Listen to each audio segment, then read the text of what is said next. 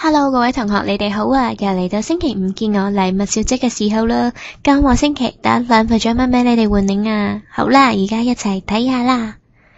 第一份獎品係30雨傘，同學需要用1萬個 Smart Points 嚟換領，名額有6名。夏季已經來臨啦，天氣真係好熱啊！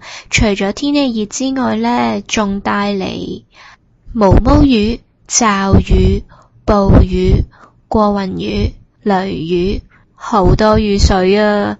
喺呢個季節呢，最好呢就係有一把縮骨遮傍身，以便不時之需啊嘛。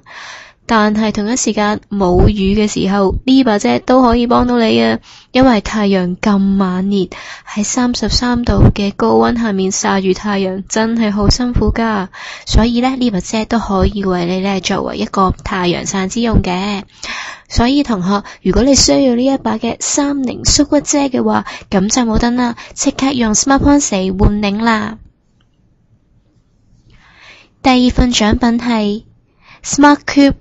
一套4個，同學需要用3000個 Smart Points 嚟換領，名額有2名。